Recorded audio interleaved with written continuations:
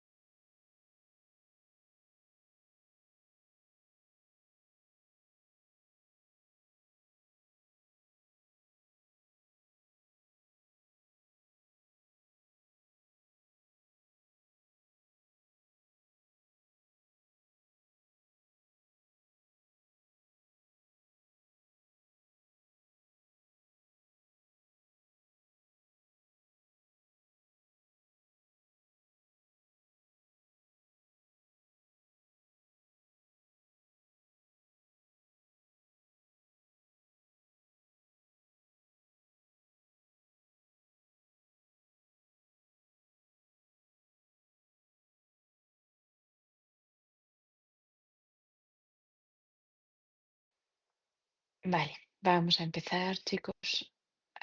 Comparto pantalla.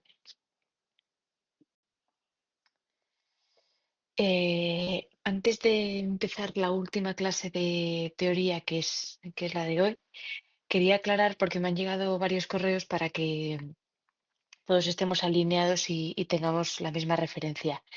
Eh, el número de páginas, tanto para la actividad uno como para la actividad 2, son 15. ¿De acuerdo? Sé que en la parte de las instrucciones dentro pone que son 8, pero es una errata, son 15. Y, y luego lo único que me tenéis que entregar, al igual que en la actividad uno, es el PDF, nada más. No necesito la base de datos. Que sí que sé que ha habido varias dudas con respecto a eso y bueno, así que aprovecho y ya se queda grabado. Si tenéis más dudas, os recomiendo que os las dejéis para el jueves si queréis, porque al final es en 2 días y va a ser todo el rato dudas, preguntas, lo que vosotros necesitéis. Vamos a hablar del examen, por supuesto, voy a recordar los horarios, las fechas, normas básicas, etcétera, etcétera. Entonces, bueno, la clase del jueves no tendrá una duración definida, será lo que vosotros necesitéis, que con 1 hora es suficiente, pues perfecto, que con 45 minutos es suficiente, pues perfecto, que con 2 horas es suficiente, pues perfecto también. Entonces aquí un poco me amoldo a vuestras necesidades. ¿Algo más quería decir? Sí, sé que tenéis hoy la segunda parte del seminario, así que voy a intentar también terminar un poquito antes para que podáis tener tiempo para descansar, beber agua, ir al servicio, etcétera, etcétera. Y un poco pues cambiar la mente del focus de la clase a la parte del seminario. Y ya está. Solamente quería comentar eso, sobre todo importante lo de las 15 páginas y lo del único PDF.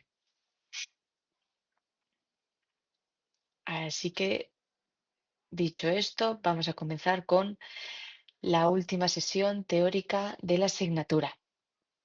Y para ello vamos a empezar recordando dos de las métricas más importantes que vimos la clase anterior, que era el criterio de Akaike y el criterio de Vic. Ambos criterios ya los mencionamos, aunque no con tanto detalle como la clase anterior, pero ya los mencionamos en series temporales, que ahí fue la primera vez que los vimos. El criterio de información de Akaike es una puntuación de solo un número que se puede utilizar para determinar cuál de varios modelos tiene más probabilidades de ser el mejor modelo para un conjunto de datos determinado.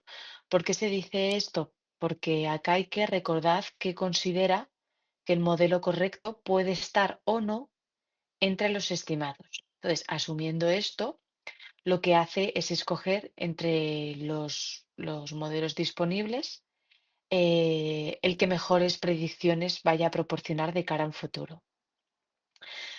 ¿Qué singularidad tienen los criterios de Akaike como los criterios de Vic? Pues que introducen penalizaciones. En el caso de Akaike, tenemos la parte del sumatorio que está justamente aquí detrás, que es 2 por k, siendo k el número de variables introducidas en nuestro modelo. Y aquí, por el principio de parsimonia, recordamos que lo que hacía tanto Akaike como Vic era penalizar aquel modelo que sea más complejo. Por lo tanto, buscamos un equilibrio entre lo que es la bondad del ajuste del modelo con respecto a su complejidad. No queremos ni un modelo que sea demasiado sencillo como para que su bondad de ajuste no sea buena, tampoco queremos un modelo excesivamente complejo, aunque su bondad de ajuste tenga mejores resultados. Con respecto a Vic, Bayesian Information Criterion, aquí era un criterio de información bayesiano que también es conocido como el criterio de Desguard. Se puede ver como SBC o SBIC. En este caso, recordemos que Vic considera que el modelo correcto está entre los estimados e intenta seleccionar aquel que tenga una máxima probabilidad a posteriori, que al final era lo que nosotros buscábamos. De esta forma, la probabilidad de seleccionar un modelo correcto pues va a tender a 1, ¿no? Va a ser lo máximo posible cuando crece el tamaño muestral. Aquí también introducíamos penalizaciones, pero el criterio de Vic era todavía más exigente que el criterio de Akaike. ¿Por qué? Porque no solamente introducía el parámetro del número de variables, que está aquí configurado como k, sino que además introducía de forma multiplicativa el logaritmo neperiano de n, siendo n nuestro tamaño muestral. Tanto en Archaic como en Vic buscamos valores bajos, cuanto más bajos mejor. Y siempre, por este razonamiento lógico que acabo de mencionar, el criterio de Vic va a ser más exigente que el criterio de Archaic. Vale. Vamos a ver el concepto de los métodos de Monte Carlo.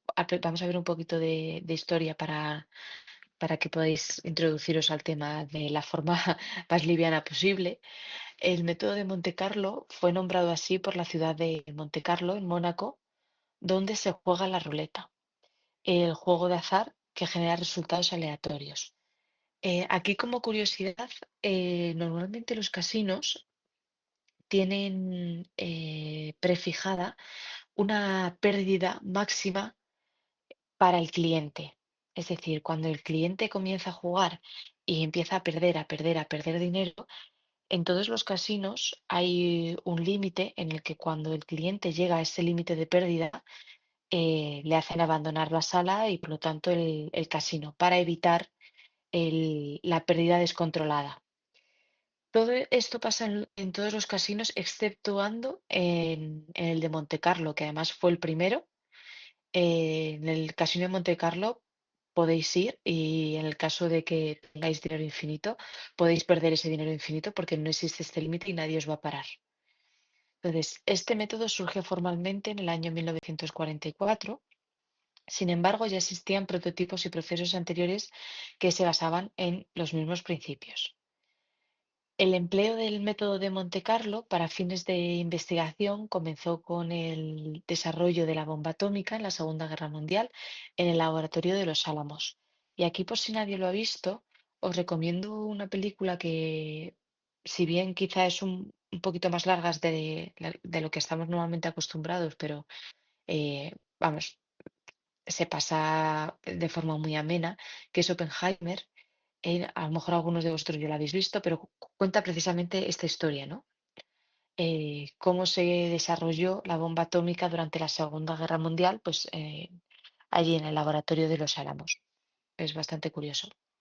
Y durante el desarrollo de este mismo proyecto, los científicos lo que hicieron fue perfeccionar la técnica y lo aplicaron a otro tipo de problemas. El desarrollo sistemático de estas ideas tuvo que esperar 4 años más, hasta 1948. El método de Monte Carlo proporciona soluciones aproximadas a una gran variedad de problemas, posibilitando la relación de experimentos con muestreos de números pseudoaleatorios en un ordenador. Y la simulación de Monte Carlo también fue creada para resolver integrales que no se pueden resolver por métodos analíticos, y para solucionar estas integrales, pues usaron números aleatorios.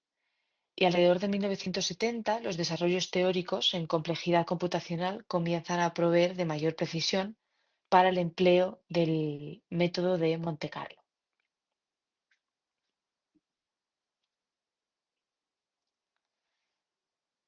Y a continuación veremos tres ejemplos que, mediante la simulación de Monte Carlo, nos van a permitir estimar el valor de pi. Entonces tenemos el primer ejemplo que dice que en 1900, o sea, en 1773, George Louis, que Conde Buffon, propuso el siguiente problema que él mismo va a resolver en 1777. A ver un segundo. Es complejo. No sé si os acordáis. em, es complejo, pero es muy útil en la vida diaria. No sé si os acordáis cuando hablamos de esto en la clase anterior. Una de las áreas que más se utiliza los métodos de Monte Carlo es en la economía, para simular escenarios económicos y poder hacer previsiones. A ver, sí, ya. Suele ser. No todo el mundo sabe utilizar las técnicas de Monte Carlo, suelen ser matemáticos la mayoría, o incluso financieros muy experimentados. No es sencillo. La verdad es que no es nada fácil. Aquí no nos vamos a meter en esa complejidad, lo vamos a ver todo por encima, pero sí que es cierto que no es sencillo. Tienes que tener una base robusta detrás, tanto matemática como financiera, sobre todo, para poder entender bien los métodos de Monte Carlo y llevarlos a cabo. Hay ejemplos muy sencillos, pero claro, luego llevados a, como bien tú dices, Roger, a temas de trabajo y de normativas, etcétera, etcétera, no es tan fácil como los ejemplos que normalmente vemos en el ámbito académico.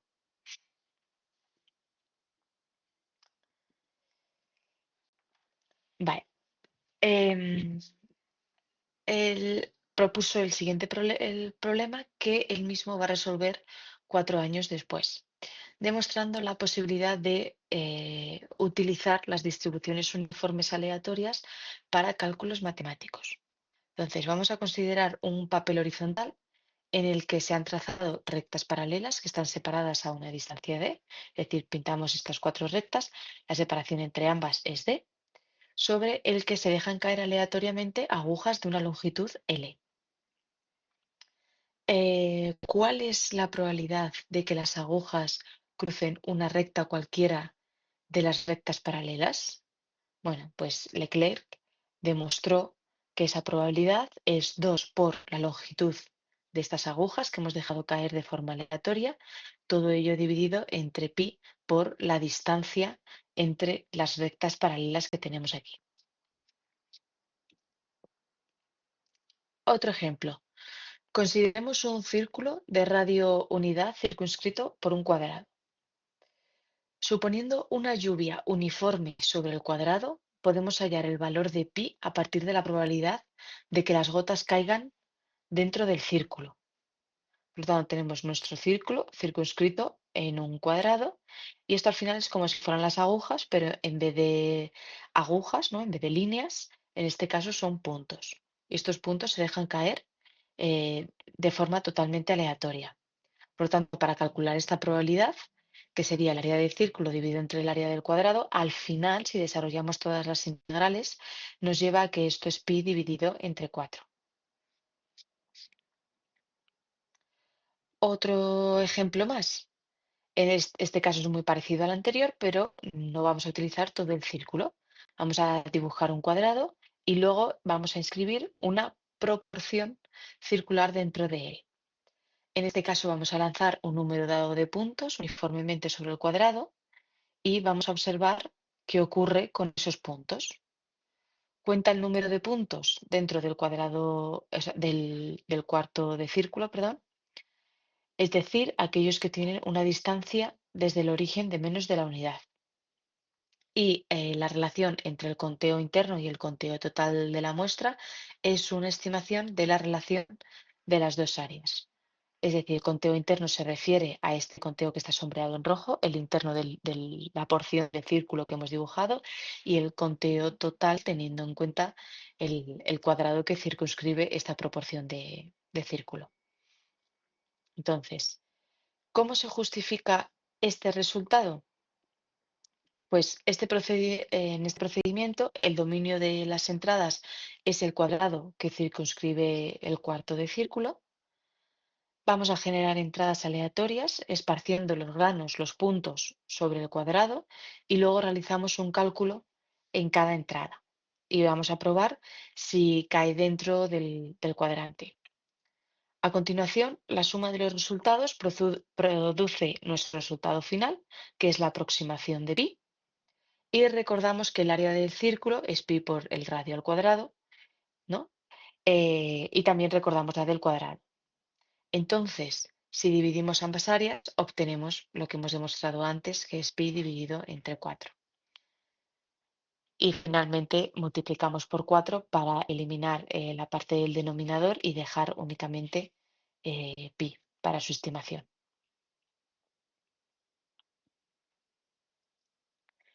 Por lo tanto, tenemos que notar, en primer lugar, que podemos simular fácilmente este experimento generando aleatoriamente con un ordenador, puntos de coordenadas cartesianas de X e Y que sigan una distribución uniforme. En segundo lugar, podemos mejorar nuestra estimación de pi aumentando el número de puntos generados. Esto nos va a dar una mayor estimación y, por lo tanto, una mejor precisión. Y por último, vamos a tener también un método para aproximar la integral inicial. Ciertamente, el valor de pi puede encontrarse de forma más rápida y precisa mediante otros métodos, como pone aquí, pero el método de Monte Carlo se ha demostrado que es el más eficiente para hallar integrales multidimensionales.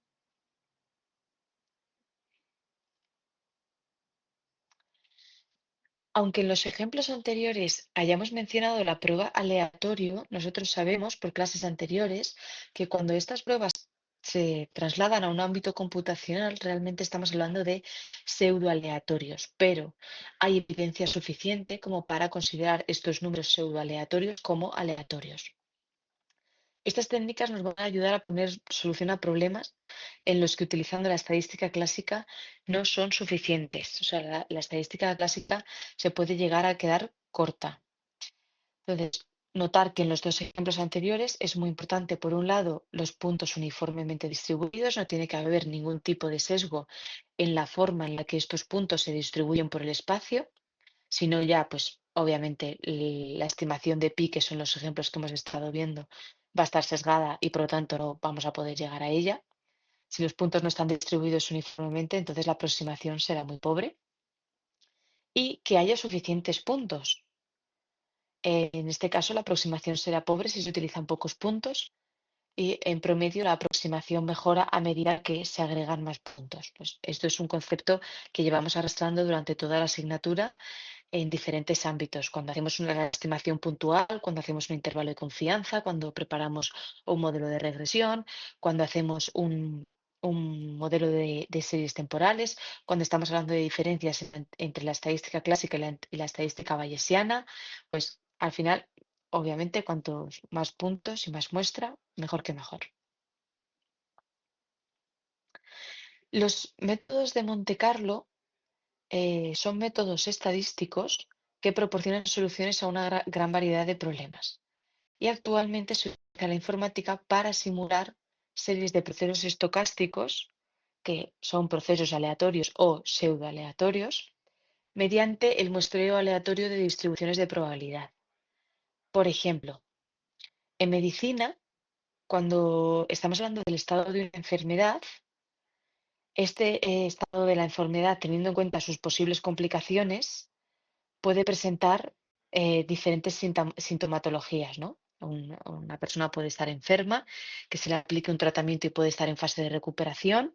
Después podrá pasar a fase de ya la persona que esté sana e incluso puede haber otra última que sea la recaída. En el caso de una fábrica, por ejemplo, también, cuando se quieren cambiar las máquinas, se puede hacer un estudio para establecer los horarios de mantenimiento. Yo sé que la vida media de una máquina aproximadamente son 5 años. Voy por el cuarto año. Vale, pues voy a hacer a partir de ahora mantenimientos que ya los he debido hacer anteriormente, pero ahora con una mayor asiduidad voy a hacer mantenimientos a esa máquina para intentar alargar su vida lo máximo posible y en el caso de que se empiecen a detectar fallos, porque como hemos dicho, su vida media está en torno a los 5 años, pues poder prever de otra máquina, tener un año de antelación para yo poder comprar otra máquina. Y claro, eso llevará un proceso de fabricación, etcétera, etcétera. Por lo tanto, estaríamos hablando de meses. Para cuando yo tenga la máquina disponible y pueda hacer el cambio, mi proceso de fabricación no haya parado en ningún momento. Entonces, los métodos de Monte Carlo pueden variar, por supuesto, en función de su naturaleza, pero en general siguen el siguiente esquema. Y es, en primer lugar, definir un dominio de posibles inputs. En segundo lugar, generar inputs de forma aleatoria a partir de una distribución de probabilidad sobre el dominio. En tercer lugar, llevar a cabo un cómputo determinístico sobre los inputs. Y por último, agregamos los resultados.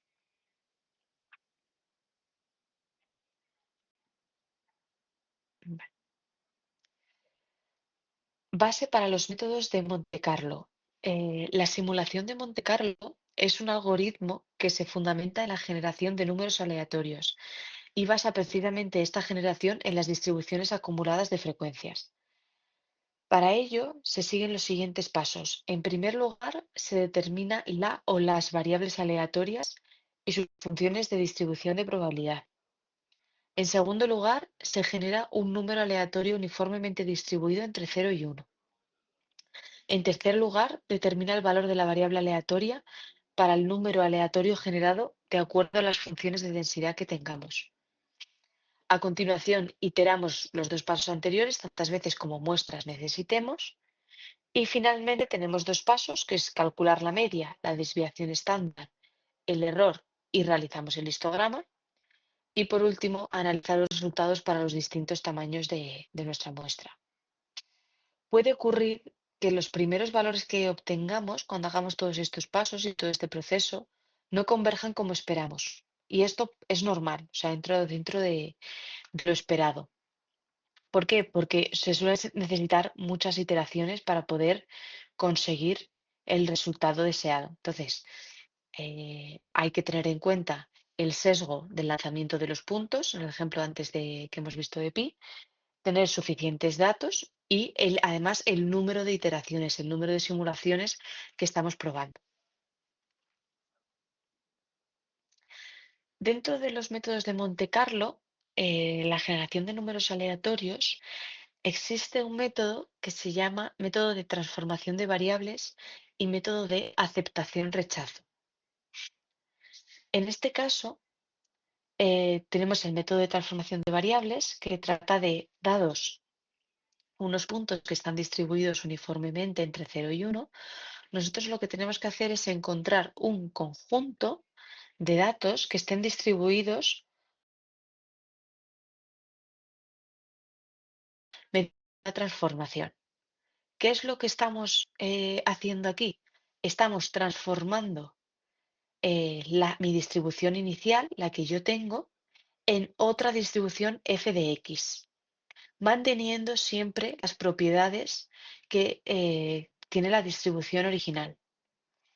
En muchos casos, esto es complejo y es difícil conseguir esta transformación, pero hay en otros que cuando esto se puede llevar a cabo, incluso nos pueden facilitar los datos y por lo tanto las cuentas que tenemos que hacer para calcular las probabilidades.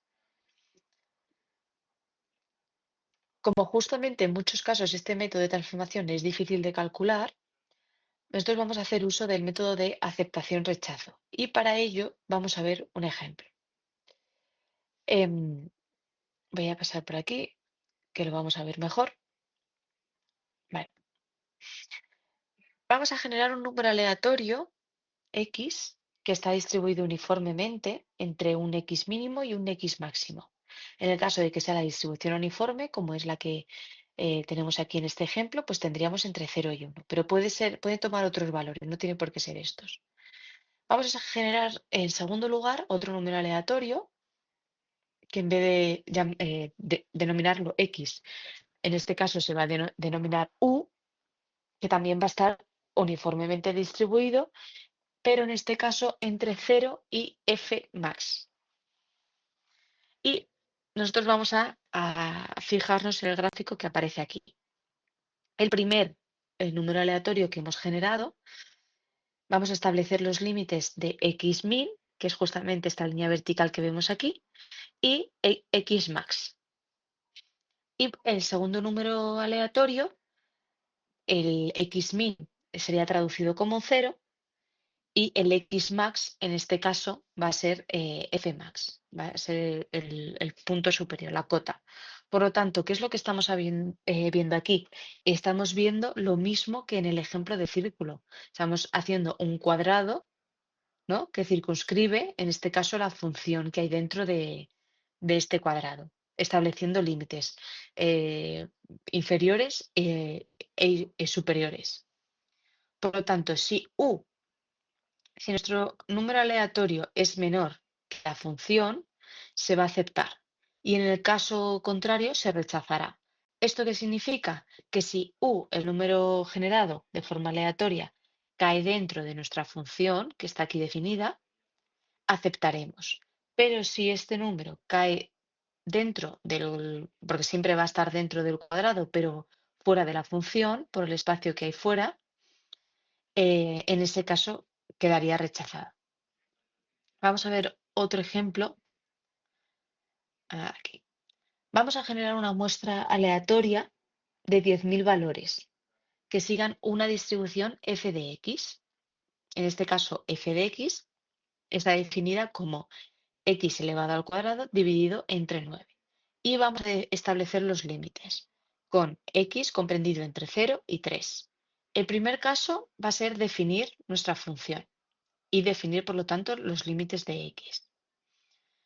A continuación, vamos a definir los límites de f haciendo una sustitución. Es decir, en el caso de f min sería sustituir este 0 en nuestra función y en el caso de fmax sería sustituir este 3 en nuestra función.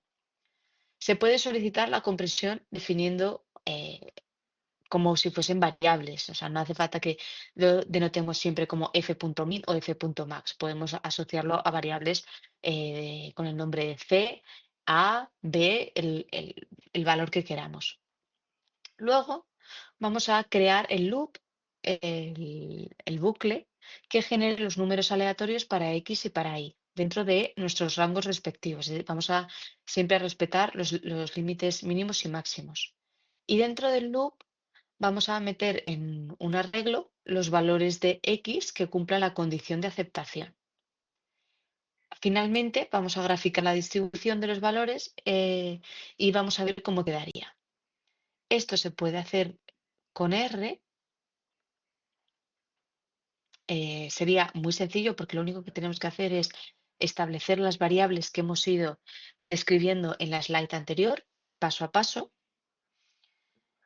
Y a continuación, aquí, bueno, esta sería la forma de simulación, por si lo queréis hacer. Os voy a dejar un minuto por si alguien quiere hacer esta simulación también en R. Y ahora comentamos el gráfico, que esto es lo que os tiene que salir. Os dejo un minutillo.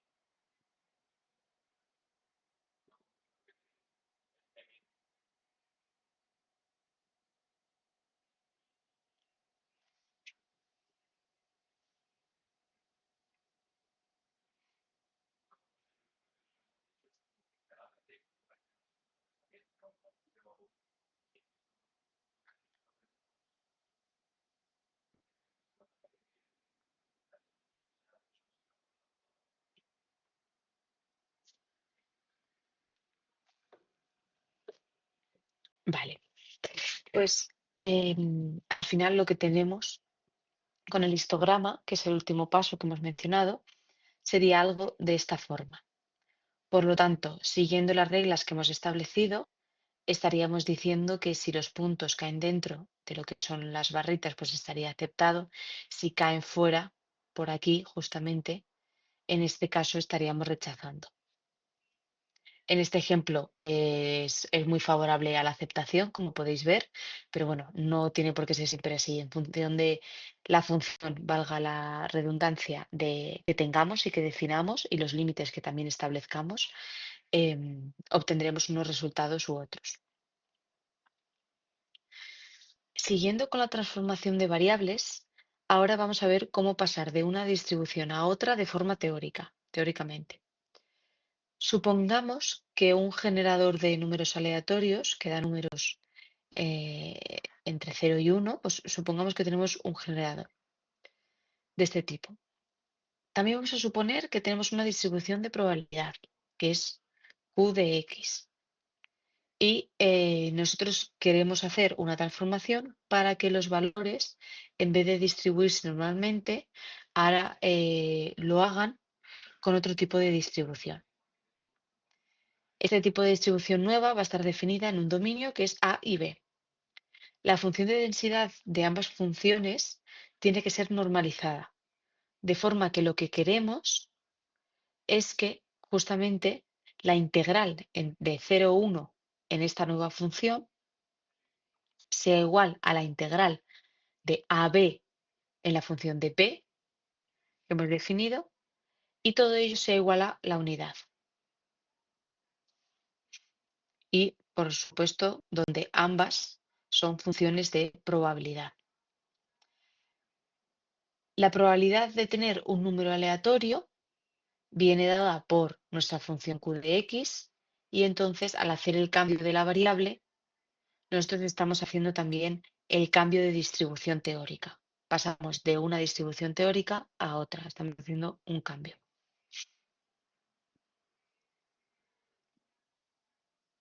Tras el cambio, finalmente vamos a obtener que el resultado de esta integral es la función de la probabilidad acumulativa.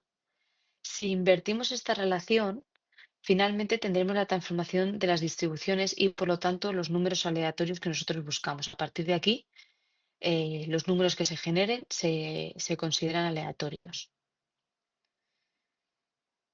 Vamos a comprobar la función en los límites marcados, justamente, y por lo tanto entre 0 y 1. Y vamos a comprobar que los resultados coincidan con el intervalo que nosotros hemos definido previamente, en el que queremos que estén los números aleatorios.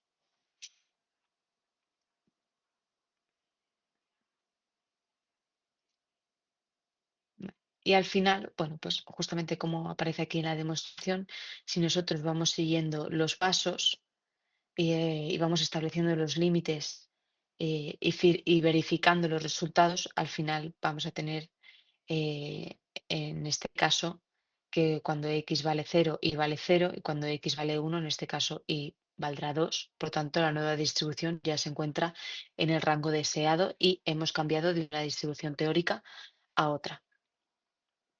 Y esto es un ejercicio para casa, por si alguien quiere desarrollarlo teóricamente. Obviamente es totalmente voluntario, pero por aquí lo dejo, por si acaso. Los métodos que acabamos de ver dependen en muchas ocasiones de nuestra capacidad para mostrar, para muestrear, perdón, fácilmente desde la distribución base que nosotros queremos prefijar. El pro- lo que pasa es que el problema ocurre cuando esto no siempre es posible. Y en estos casos, los métodos de Monte Carlo proporcionan una solución, ya que su enfoque es formar una secuencia de estimaciones que al final van a acabar convergiendo hacia la distribución de interés.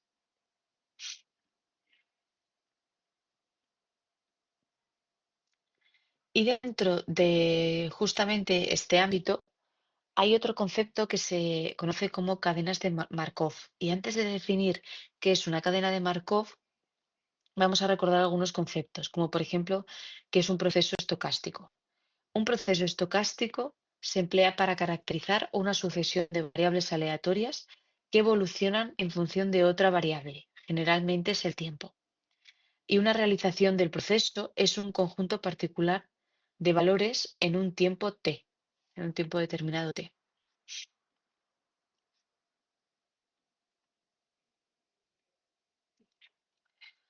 Un proceso se dice que es estacionario si no depende del tiempo, que esto ya nosotros no lo sabemos muy bien. Para conocer de forma completa el proceso estocástico es necesario conocer las distribuciones conjuntas de probabilidad para X y para el tiempo t. Entonces, se introduce la probabilidad condicional, que es justamente lo que estamos viendo aquí, y la probabilidad condicional es conocida también como probabilidad de transición. En el ejemplo de la enfermedad, pasar de un estado de la enfermedad a otro, ya sea favorable de mantenimiento o de empeoramiento, pues A eso también se le conoce como probabilidad de transición.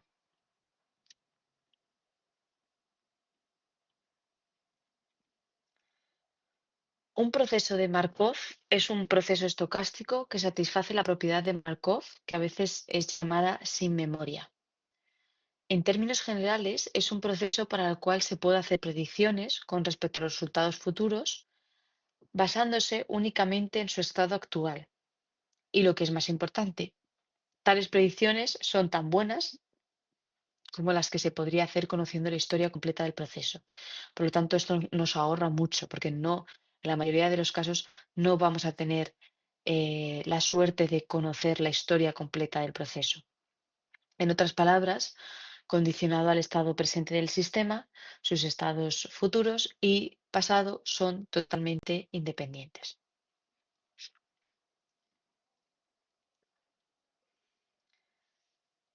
A diferencia de las cadenas de Markov, en los procesos de Markov sí tenemos en cuenta otros sucesos.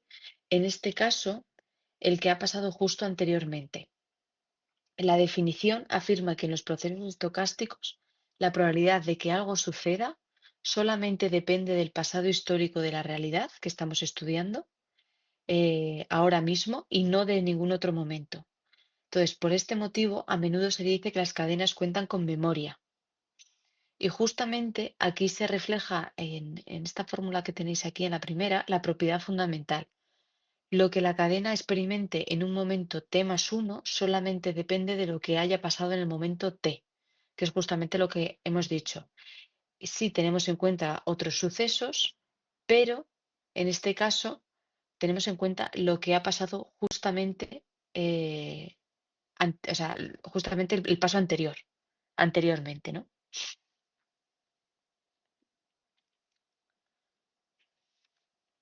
Como hemos visto antes, la probabilidad de transición es la probabilidad de pasar de un estado a otro por unidad de tiempo. Y justamente la denotamos así, con la flechita, que es lo que hemos visto. Cuando se produce una transición, esto implica pasar de un espacio a otro. Al igual que antes, cuando hablábamos de los métodos de transición, estábamos hablando de pasar de una distribución teórica a otro, a otra. La sucesión de todos los posibles espacios a los que podemos llegar se denomina como E. La letra E hace referencia al espacio y estos espacios tienen que ser obviamente finitos.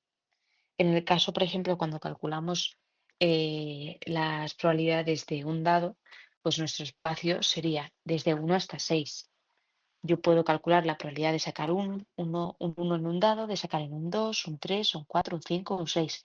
Pero en un dado normal, tal y como lo conocemos todos, no puedo calcular cuál es la probabilidad de sacar el, el dibujito del 8 porque no existe en el dado. Entonces, el espacio, al final, son todos los posibles casos a los que podemos llegar, siendo estos un número finito.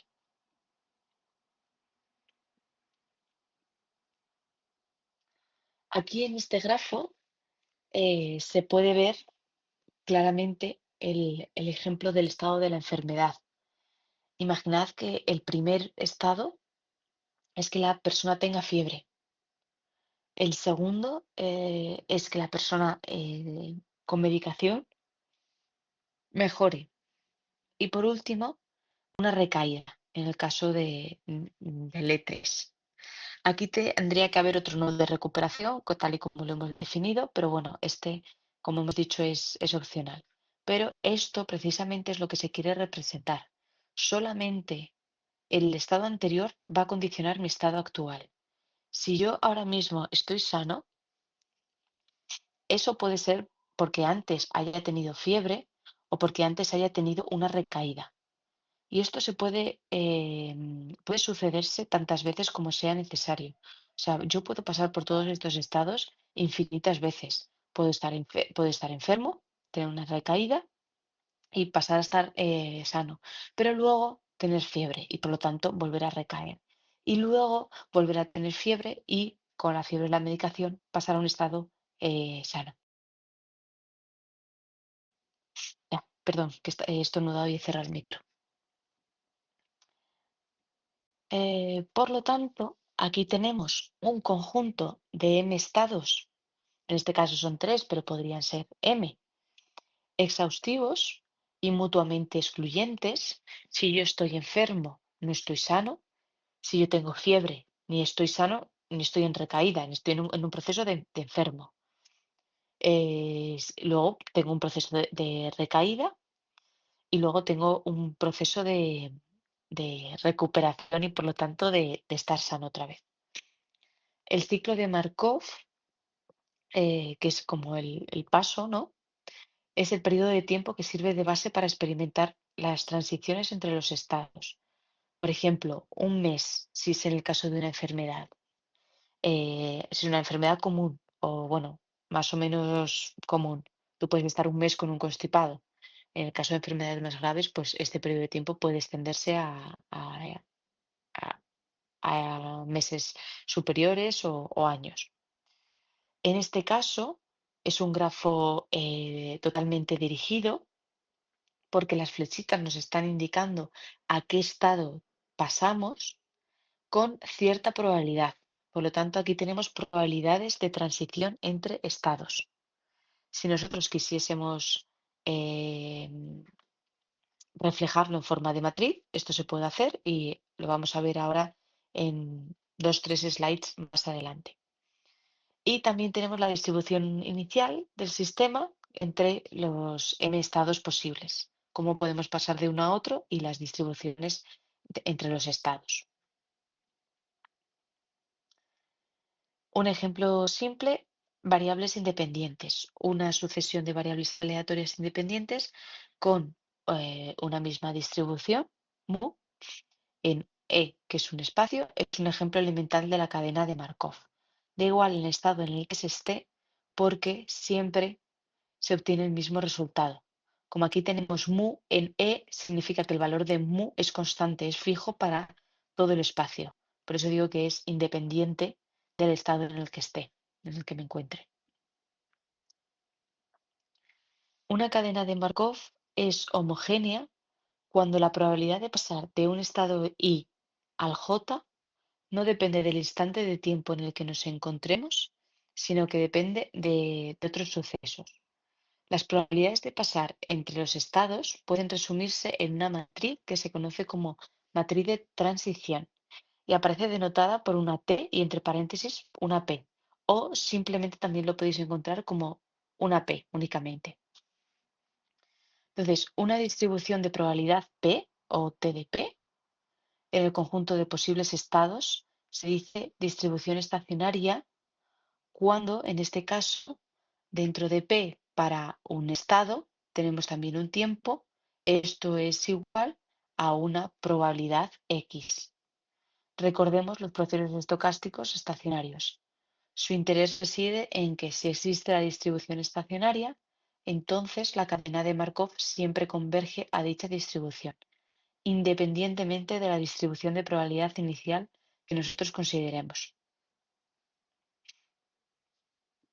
Visualmente, ¿cómo se representa esta matriz de transición?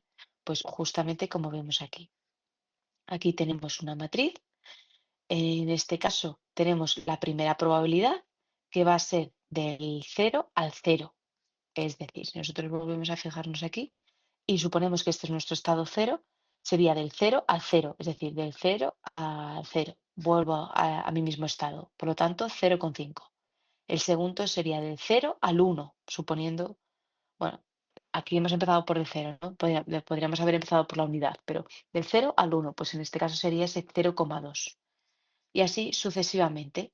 Vamos rellenando de forma matricial todas las probabilidades asociadas a nuestro grafo. Y por lo tanto vamos a conformar nuestra matriz de transición, que al final es la probabilidad de pasar del estado I al estado J.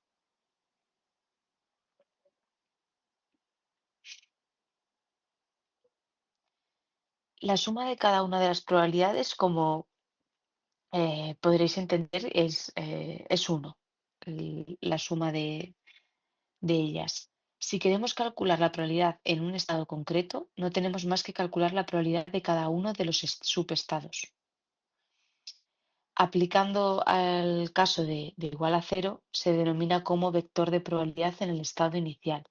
Es decir, cuando nosotros tenemos aquí la primera parte, la primera línea de nuestra matriz de las probabilidades, a este caso se le denomina como estado inicial, que es sobre el que empieza el paciente.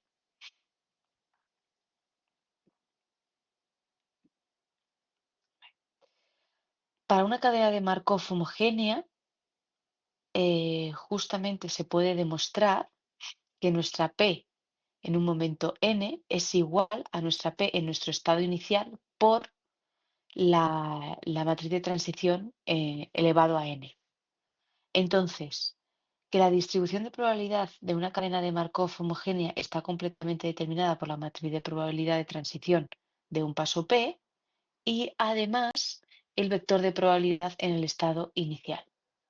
Por lo tanto, aquí lo que estábamos diciendo es como si separamos esta primera línea de nuestro estado inicial, lo multiplicamos por nuestra matriz de transición.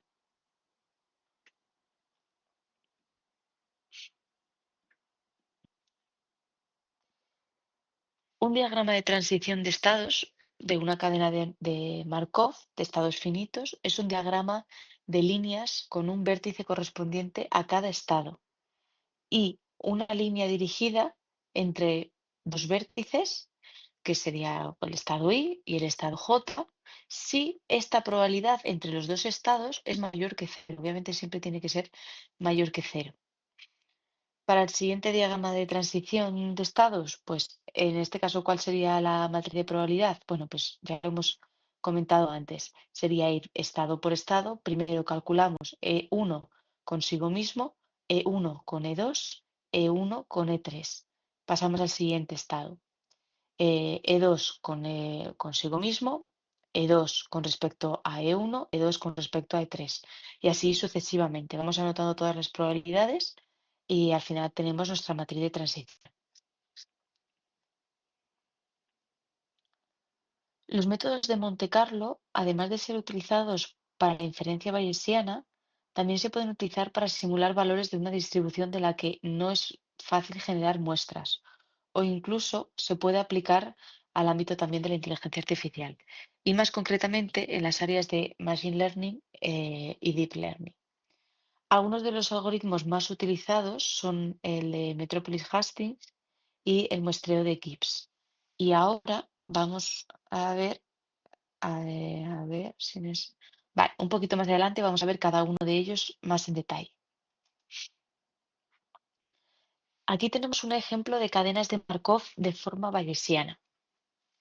Supongamos que queremos simular valores de una distribución a posteriori y la línea de los métodos de Monte Carlo consiste en simular una cadena de Markov, diferentes parámetros, eta sub 1, sub 2, etcétera, etcétera, cuya distribución estacionaria pues sea pi, un parámetro tita condicionado con nuestros datos X. Recordamos que en el caso de la distribución bayesiana, nosotros ya tenemos unos datos que han sido previamente observados y anotados los resultados y pasan a ser constantes. Y eso es lo que representa nuestra X. Y nosotros queremos estimar el valor más adecuado para nuestros datos, teniendo en cuenta que estos son fijos y por lo tanto determinar el valor más verosímil para nuestro parámetro. Cada valor simulado depende únicamente de su predecesor. Esto es algo que hemos mencionado antes. Si el algoritmo se implementa correctamente, la convergencia de la cadena está garantizada independientemente de cuáles sean los valores iniciales. Es necesario simular la cadena para un número elevado de iteraciones para aproximarse a la distribución estacionaria. Los primeros valores simulados se eliminan porque no están en el estado estacionario. Y esto es justo lo que mencionábamos.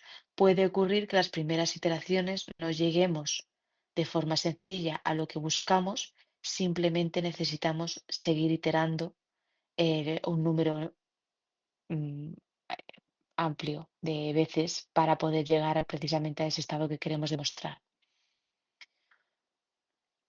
Un aspecto fundamental es comprobar si los valores simulados han convergido aproximadamente a una distribución estacionaria. Entonces, para ello, en primer lugar, se examina cómo de bien está explorando el algoritmo de los métodos de Monte Carlo el espacio de los estados. Que no dejemos sin explorar ningún estado y que todos estén representados por probabilidad, por un número de, a lo mejor pueden ser kilómetros, pueden ser valores medidos en diferentes unidades, pero que todos los espacios estén bien representados. En segundo lugar, vamos a verificar la convergencia de las medias, de los valores que nosotros hemos simulado. Y en tercer lugar, es analizar si los valores simulados son aproximadamente una muestra de valores independientes e idénticamente distribuidos. Otra forma es inicializar la simulación desde puntos iniciales distintos y comprobar su comportamiento, si su comportamiento al final es el mismo o no. Aunque yo inicialice la simulación en diferentes puntos, con un número suficiente de repeticiones, de iteraciones, al final debemos llegar a la misma convergencia, a la misma clase de convergencia. Y aquí para que podáis ver gráficamente de qué es lo que estamos hablando, lo que queremos observar es ruido, porque hemos dicho que queremos un patrón estacionario, pero en ocasiones puede ocurrir que falten iteraciones como para conseguir el resultado esperado. Entonces, ¿significa que esto, que nuestro proceso es no estacionario? No. En este caso, si observamos esto, son pocas iteraciones, no quedaría, no había evidencias suficientes como para afirmarlo.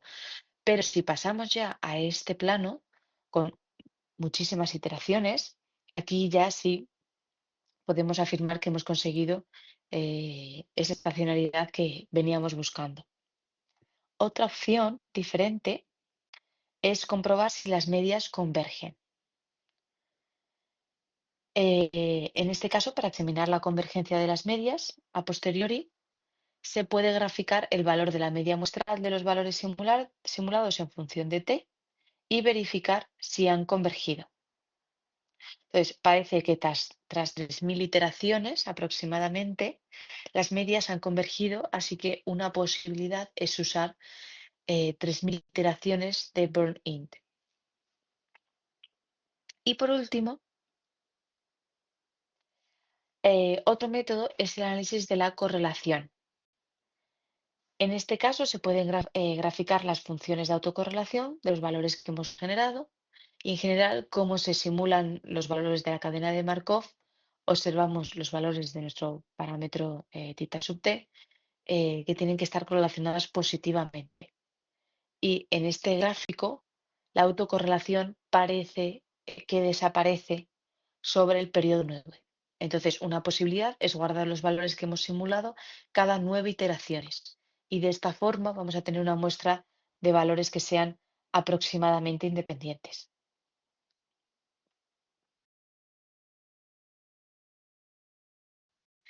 Y a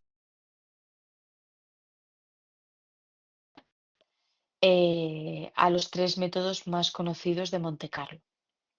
El primero de ellos es el de Metrópolis, está mal escrito. El algoritmo de Metrópolis es un sofisticado método de muestreo que está basado en las cadenas de Markov. Este algoritmo está relacionado con las técnicas de rechazo, pues hay que proponer un valor de prueba y no se necesita conocer la normalización de la función de distribución a muestrear.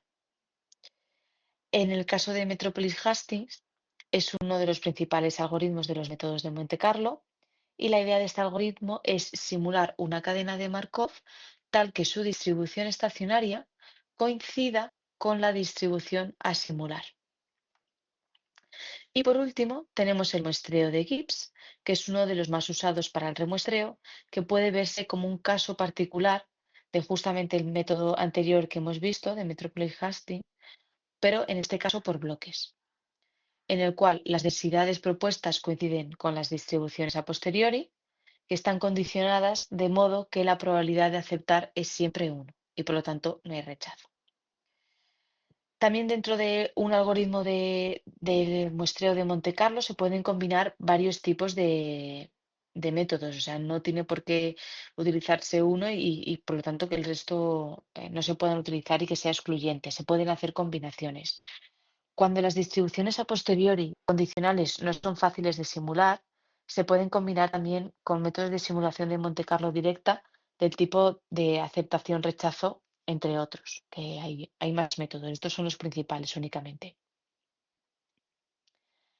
Si nos metemos un poquito más de lleno en el algoritmo de Metropolis-Hastings, este algoritmo está relacionado con técnicas de rechazo, pues hay que proponer un valor de prueba y no se necesita conocer la normalización de la función de distribución a muestrear.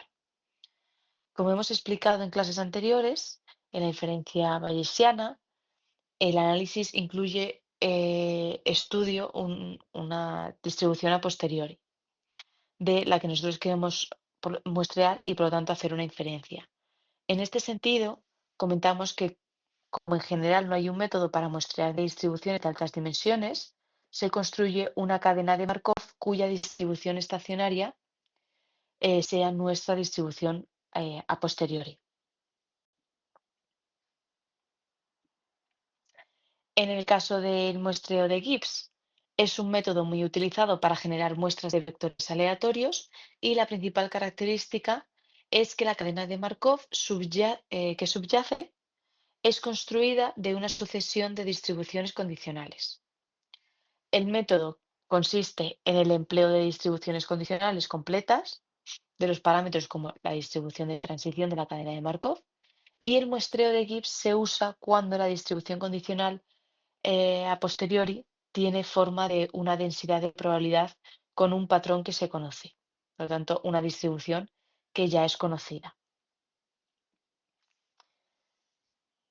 En primer lugar, se propone utilizar la distribución totalmente condicionada de un parámetro al resto como distribución propuesta. En segundo lugar, se fija el resto de parámetros y se tratan como constantes. Y en tercer lugar, vamos a actualizar la función de densidad resultante. Este método tiene una gran aplicabilidad porque proporciona una manera directa de actualizar los componentes. Es una forma bastante más sencilla. Y el caso de Metropolis Hastings por bloques se utiliza cuando la dimensión paramétrica es alta, es decir, cuando hay muchos parámetros que nosotros queramos estimar. Además, como hay muchos parámetros a estimar, encontrar la distribución propuesta puede ser muy complicado. Por lo que el enfoque que se puede utilizar es ir actualizando cada componente por bloque y no por elemento independiente, no uno a uno, sino por bloque. Y por último,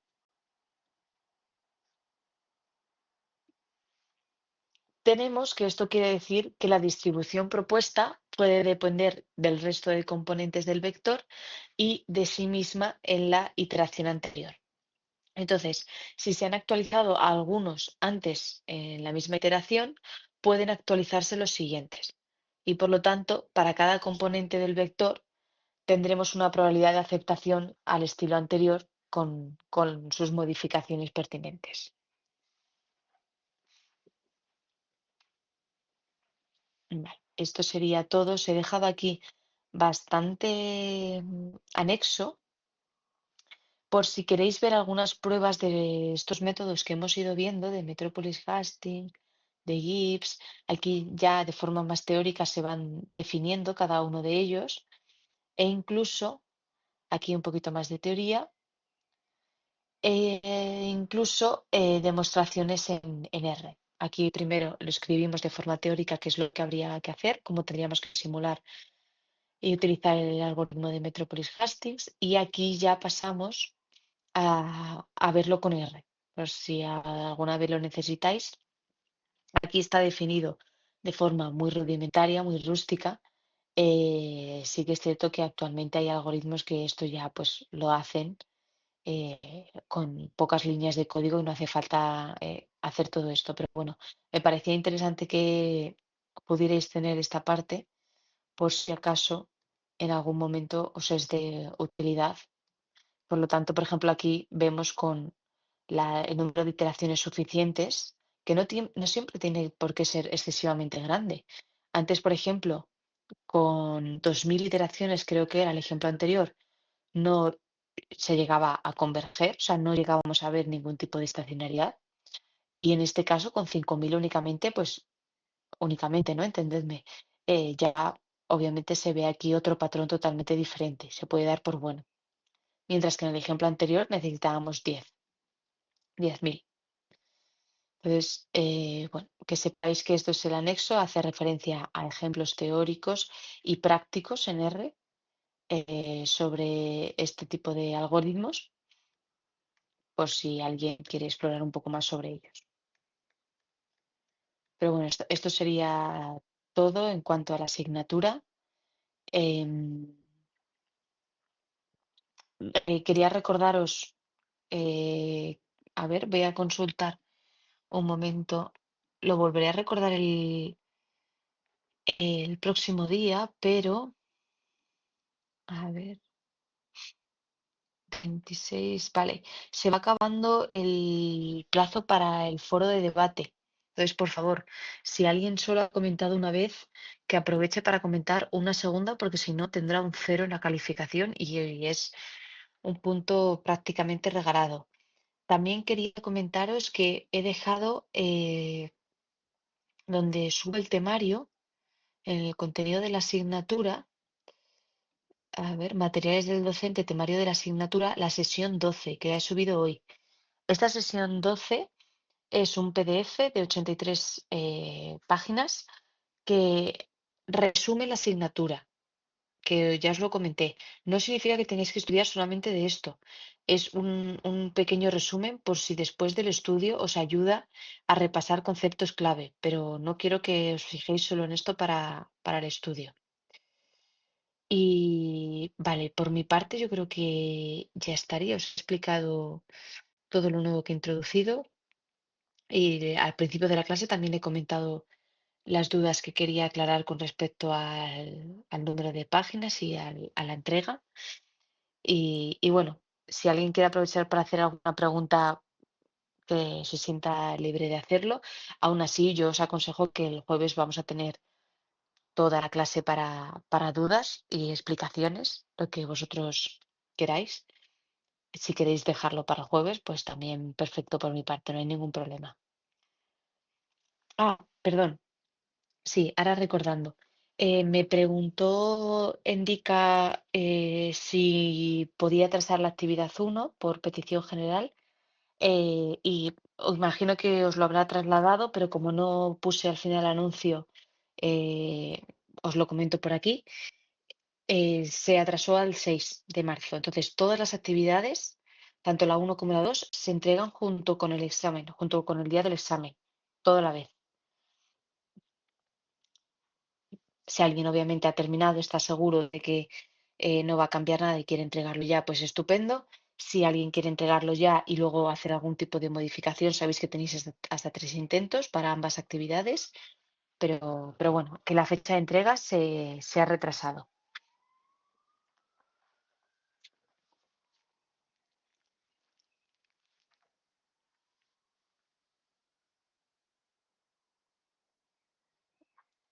Vale, nada, gracias a vosotros. Pues hemos terminado un poquito antes de lo esperado. Sí que es cierto que esta parte ya es más rápida de dar. Así que, bueno, me voy a quedar aquí como siempre unos minutos por si acaso alguien quiere comentar algo y si no, pues nos vemos el jueves en la última sesión.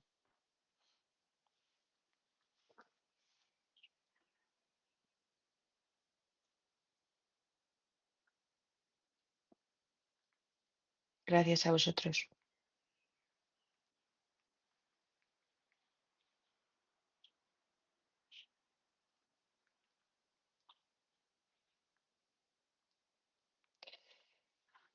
Muchas gracias, Luyer. Si quieres el jueves, no sé si podrás venir o no, pero bueno, lo comentamos tranquilamente. Y bueno, yo anoto todo lo que me digáis. Estoy de acuerdo en que seguramente sea mucho material para el tiempo que hay y sé que estáis compaginándolo con otras asignaturas y otras actividades y otros exámenes. Sé que es mucho, así que bueno, el jueves yo recojo todo vuestro feedback y bueno, hablamos de esto. Eso es, justo.